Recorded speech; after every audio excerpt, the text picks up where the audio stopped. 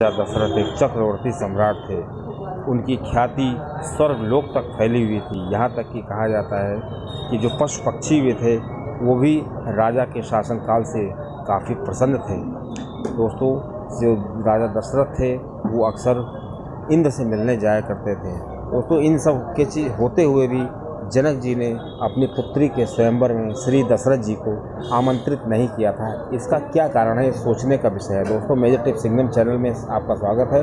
दोस्तों, ऐसी ही रोचक जानकारी के लिए आप हमारा चैनल सब्सक्राइब कीजिए और वीडियो को शेयर कीजिए। दोस्तों, श्री राजा दशरथ को जनक जी ने आमंत्रित क्यों नहीं किया था, इसके पीछे एक कथा प्रचलित है कि एक बार जनक जी के राज्य में एक व्यक्ति जो था वो अपने ससुराल की तरफ जा रहा था। रास्ते में दलदल पड़ा और दलदल में उसने देखा कि एक गाय जो है धंसी जा रही थी। वो बिल्कुल धंसने वाली थी, पूरी तरीके से गहराई में आ गई थी। तो उस व्यक्ति ने सोचा कि ये गाय तो मर ही जाएगी, ये दलदल में फंसी जाएगी, इसको बचाया भी नहीं जा सकता है क्योंकि वो अकेले था उस समय। तो क्यों ना इसके ऊपर पैर रख कर दलदल पार कर ले। तो उस व्यक्ति ने उस दलदल में पैर रखा गाय के ऊपर और दलदल को पार कर लिया। लेकिन गाय ने उसको श्राप दे दिया कि तुम जिस काम के लिए जा रहे हो, तुम्हारी दृष्टि जिस पर पड़ेगी तो वो चीज़ बिल्कुल बिगड़ जाएगी, मतलब तुम्हारा काम बिल्कुल बिगड़ जाएगा और तुम्हारी दृष्टिहीन हो जाओगे। गाय का ये जब श्राप सुना उसने, तो उस व्यक्ति को काफ़ी दुख हुआ। अब वो ससुराल जाने की बात तो सोचने की छोड़ दिया। अब उसने इसका उपाय सोचा कि किस तरह से हम इस श्राप से मुक्ति पा सकते हैं।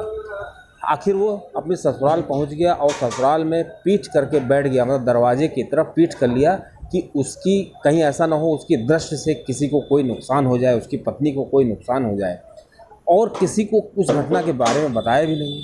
अगर किसी को बता देता तो लोग समझ जाते, लेकिन वो बताने से डर रहा था कि ऐसा ना हो उसका तिरस्कार हो। वो बैठा था, लेकिन उसकी पत्नी ने सोचा कि ये हमको भी कुछ नहीं बता रहा, क्या बात है। जब उसकी पत्नी ने बहुत पूछा तब उसने पूरी बात बताई।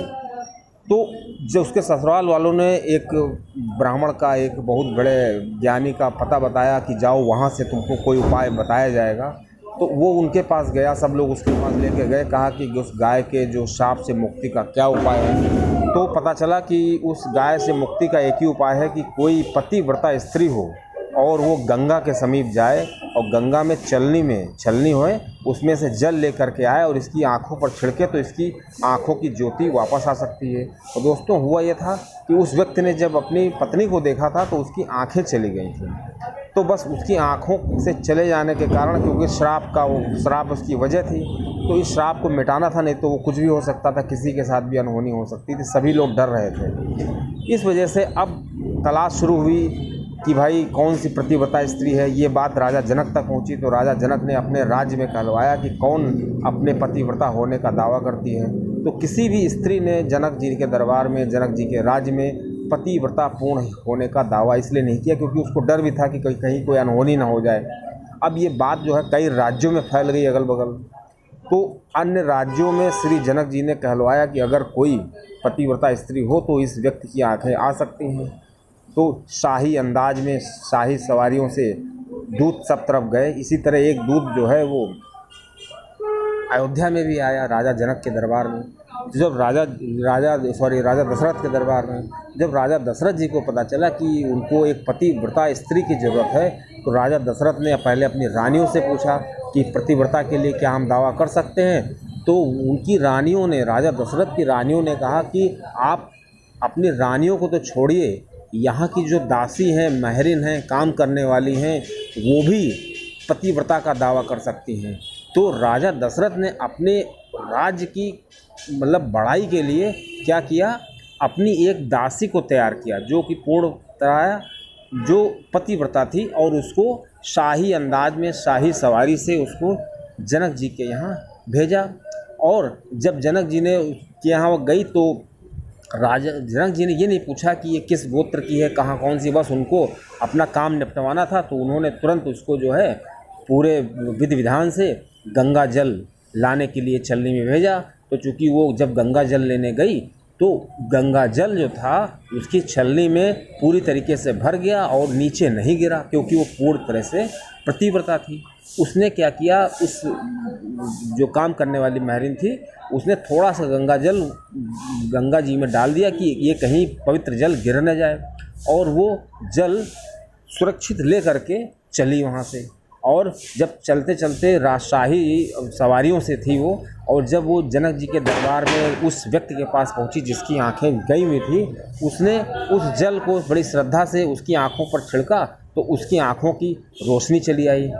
अब दोस्तों जब ये बात हो गई तो पूरे विश्व में, पूरे भारत में ये बात फैल गई कि जो राजा दशरथ हैं उनके राज्य में सभी पतिव्रता हैं, और काफ़ी वहाँ बड़ाई होने लगी। अब जब जनक जी ने उस स्त्री का, उस महरिन का गोत्र पूछा कि तुम कौन हो, किस जात की हो, तो उनको पता चला कि ये नीच जात की है और ये मैतर जात की है, नीची जात की है। तो राजा जनक को लगा, जब वो सीता जी का स्वयंवर होने वाला था, तो उनको लगा कि कहीं ऐसा ना हो कि हम निमंत्रण भेजें उनके दरबार में, और चूँकि उनके यहाँ जब महरिन इस टाइप की हैं कि इतनी पतिव्रता हैं, इतने शक्तिशाली हैं, तो उनके पति कितने शक्तिशाली होंगे, वहाँ के पुरुष कितने शक्तिशाली होंगे। तो राजा जनक जी ने सोचा कि अगर हम निमंत्रण भेजते हैं दशरथ जी के राज्य में, तो राजा दशरथ जी किसी को भी भेज देंगे, और पता लगा कि वो इतना शक्तिशाली तो होगा ही, क्योंकि उन्होंने वहाँ की शक्ति देख ली थी, और वो अपनी शक्ति के दम पे आके धनुष तोड़ देगा, और जब धनुष तोड़ देगा तो हमको नीच जात से श्री सीता जी का विवाह करना पड़ेगा। इसलिए अब चूँकि अगर जनक जी ये कहकर भेजते हैं कि हमको उच्च जात का ही चाहिए कोई ऐसा व्यक्ति, तो जो स्वयंवर की शर्त थी वो नहीं पूरी होती थी। इसलिए जनक जी ने सोचा कि अवॉइड करो, वहाँ पे निमंत्रण ना भेजो। जब उनको निमंत्रण नहीं भेजा गया, लेकिन प्रकृति को यही मंजूर था कि श्री सीता जी का विवाह श्री राम जी से होना था। अब इधर विश्वामित्र जी वहाँ पहुँच गए, क्योंकि प्रकृति को वही ले जाना था।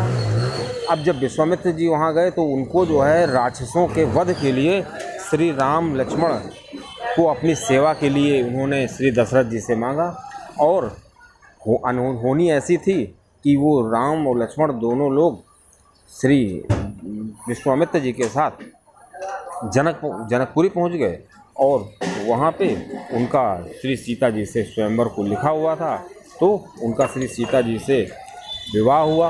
और श्री राम जी ने जो धनुष था, जो कि परशुराम जी के द्वारा श्री जनक जी को रखने के लिए दिया गया था, वो श्री शिव जी का धनुष था। और श्री जनक जी एक बार देख चुके थे कि उस धनुष को अच्छे अच्छे योद्धा नहीं उठा पाते थे, लेकिन उस धनुष को श्री सीता जी ने उठा लिया। अब जब श्री सीता जी ने उसको उठा लिया तो उनको लगा कि हमें ऐसे ही व्यक्ति से इसका विवाह करना चाहिए जो इतना बलशाली हो, इस धनुष को उठा सके। अब उस धनुष को उठाने के लिए बड़े बड़े राजा, बड़े बड़े महारथी लोग आए, यहाँ तक कि कहा जाता है कि रावण भी उसको नहीं उठा पाया था, लेकिन श्री राम जी ने उसको उठा करके तोड़ दिया, और श्री सीता जी का श्री राम जी से विवाह हो गया।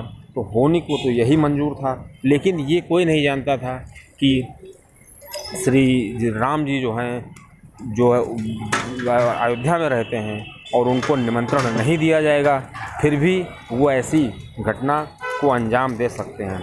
दोस्तों, यही कारण था कि जो श्री जनक जी ने श्री दशरथ जी को निमंत्रण नहीं दिया था, और श्री दशरथ जी के राज्य से उनको काफ़ी भय था, क्योंकि वो जानते थे कि एक आम नागरिक वहाँ का इतना शक्तिशाली है, तो अगर वहाँ का कोई पुरुष आ गया जो कम शक्तिशाली नहीं होगा और कहीं वो नीच जात का हुआ, तो ऐसा न हो कि हमको अपनी पुत्री का विवाह उससे करना पड़े। तो इसी चीज़ से बचने के लिए श्री जनक जी ने ये डिसाइड किया कि अयोध्या में निमंत्रण न दिया जाए, और सब कहीं निमंत्रण उन्होंने दिया। दोस्तों, इस प्रकार जो ये कथा थी ये बहुत ही रोचक है, और एक आम आदमी को पता भी होनी चाहिए कि ऐसा क्या था कि श्री राम जी, श्री जनक जी ने श्री दशरथ जी को निमंत्रण नहीं भेजा था। दोस्तों, ऐसा माना जाता है कि श्री राम जी और श्री सीता जी का विवाह तो पहले ही, बहुत पहले, कई युग पहले तय हो गया था, और श्री सीता जी को वहाँ जन्म लेना था। लेकिन जो प्रगति को मंजूर था और श्री दशरथ जी ने श्री राम जी को वहाँ पे भेज दिया विश्वामित्र जी के साथ, नहीं तो कौन अपने पुत्रों को जंगल में भेजेगा। लेकिन होनी थी कि श्री विश्वामित्र जी को श्री राम जी और श्री लक्ष्मण जी को साथ में भेजा गया और वो श्री विश्वामित्र जी सीधे जनकपुरी पहुंच गए और जनकपुर में उन्होंने ऐसा किया। दोस्तों, ऐसी ही रोचक जानकारी के लिए आप हमारा चैनल सब्सक्राइब करिए। और दोस्तों, आखिर में हम आपसे बोलते हैं जय श्री राम।